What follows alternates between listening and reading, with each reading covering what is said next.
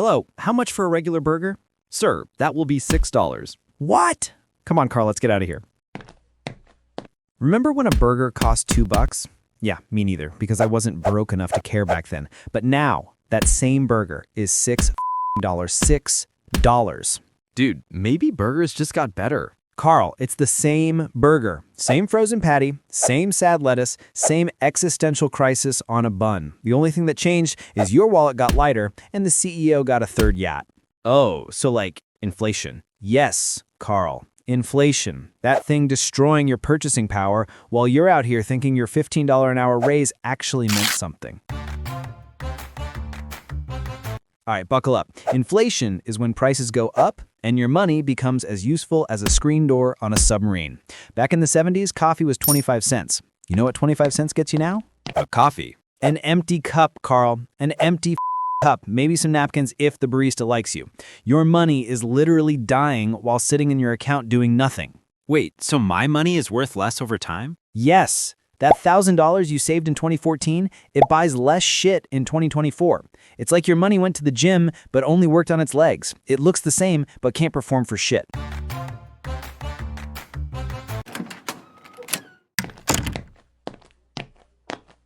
There's 4 main reasons your money keeps losing fights to inflation. Let's start with demand pull inflation. Is that when everyone wants something? Yes. Imagine farmers grow 10 tons of corn. People want 10 tons. Everything's peachy. Then a tornado says, "F your corn," and destroys most of it. Now there's only 3 tons left. So prices go up. Of course they do. People start fighting over corn like it's the last PS5 on Black Friday. Corn that cost $2 now costs $3 because supply and demand doesn't give a shit about your budget. That sucks. Next up, cost push inflation. This is when it costs more to make stuff, so sellers push that cost straight into your face. Remember our tornado? Now the popcorn guy has to pay more for corn. His math used to be $1 corn plus $1 other costs plus $1 profit equals $3 popcorn. Now corn costs $2, so if he doesn't raise prices, he makes 0 profit. So he raises it to $4. Exactly, because capitalism says, "F you, pay me." The popcorn guy isn't evil, he just doesn't want to run a charity. What's the third one? Built-in inflation, my personal favorite cluster. This is when everything spirals like your ex's mental state. Workers' living costs go up, so they demand higher wages. Companies pay higher wages, so they raise prices. Those higher prices raise living costs again, workers demand more money, and we're stuck in an infinite loop of financial misery. That sounds exhausting. It is exhausting. It's like being on a treadmill that keeps speeding up and you can't get off because you need the money for rent. Back in my day, we didn't complain about prices. Bob, back in your day, a house cost $20,000 and a single income could support a family of 4. Shut the Where was I? Oh yeah, the 4th reason, too much money in the economy. Imagine 5 people, $5 each, 5 loaves of bread. Everyone buys 1, perfect. But then the government goes, here's $5 more each. Now everyone has $10 and wants 2 loaves. But there's still only 5 loaves. Bingo! So the bakery goes, well, these idiots have more money now and raises the price to $10. Everyone still gets 1 loaf, but now it costs double. The money didn't become more valuable, it became less valuable because there's more of it floating around. Wait, so printing money makes it worth less? Yes.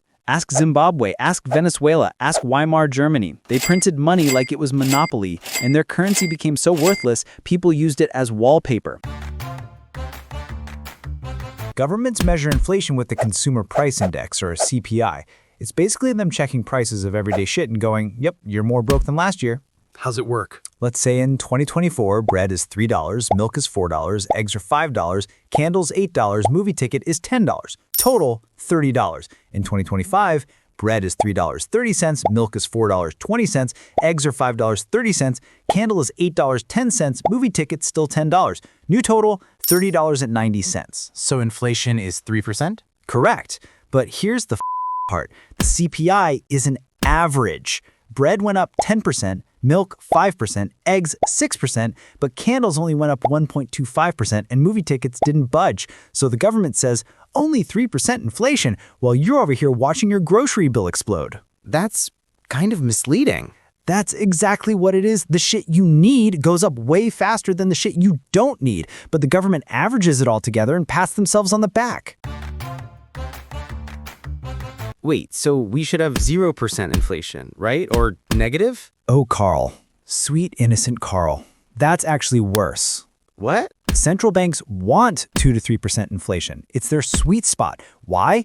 Because it makes people spend instead of hoarding money like dragons. If you know prices go up, you buy shit now instead of waiting. Okay, that makes sense. But if we get deflation, that's negative inflation, everything goes to hell. Prices drop, which sounds great, right? Wrong. Companies cut wages to maintain profits, so everything is cheaper, but nobody has money to buy it. Oh, no. Oh no is right. This caused the Great Depression in the 1930s, one of the worst economic disasters in history, because deflation. What about too much inflation? That's called hyperinflation, and it's a nightmare. We're talking prices increasing 50% per month. Imagine bread costs $3 in January, $4.50 in February, whatever, just $1.50 more, right? But if it continues, by next January, that same bread is $389. What? Venezuela, baby. They printed so much money their currency became worthless. People threw cash in the streets because it couldn't buy anything. You needed a wheelbarrow of cash to buy a loaf of bread. Prices changed hourly. That's insane. That's what happens when governments go full stupid with the money printer.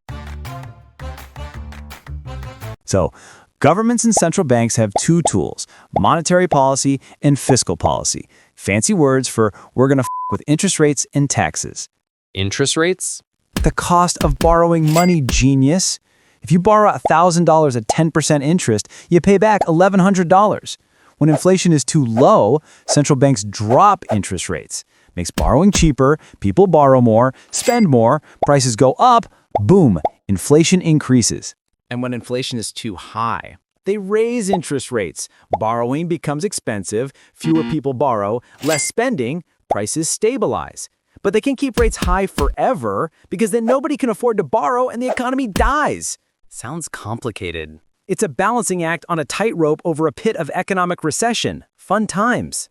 What else do they do? Open market operations, which is just a fancy way of saying the central bank buys or sells government bonds to control money supply. Too little money? Central bank buys bonds from commercial banks. Banks get more money, lend more, interest rates drop, people borrow more, money supply goes up. And if there's too much money? Central bank sells bonds to banks. Banks have less money, lend less, raise interest rates, people borrow less, money supply goes down. It's like a financial yo-yo. What about the government? Fiscal policy. They adjust taxes and spending. Too much inflation? Raise taxes so you have less money to spend. Too little? Lower taxes so you spend more. They also control government spending. All those bridges, roads, military contracts, that's billions injected into the economy. So if the government spends less money in circulation, inflation goes down. If they spend more money floating around, inflation goes up. It's not rocket science, but politicians act like it is. why not save in a piggy bank? Because your money loses value just sitting there. Let's say you saved $1,000 in 2014. By 2024, that $1,000 has the buying power of like $820. Because of inflation, your money literally rotted away doing nothing. So what do I do? Invest it, you absolute walnut. Gold, stocks, real estate, crypto, anything that grows faster than inflation. Let me break it down with 3 idiots from 2014, Rick, Jack, and Tony. Rick invested $1,000 in Apple stock. Jack bought $1,000 in gold. Tony saved $1,000 in a savings account like a boomer. What happened? 10 years later, Rick made $9,000 profit with 25% average returns. Jack made $1,800 with 6% returns. Tony? He has $1,104 from his 1% savings account interest income. Tony still made money, though. No, he didn't. After subtracting 2% inflation, Rick's real profit is $7,000. Jack's real profit is $500. But Tony, his real value is $900. He lost $100. His money went backwards because the savings account couldn't beat inflation.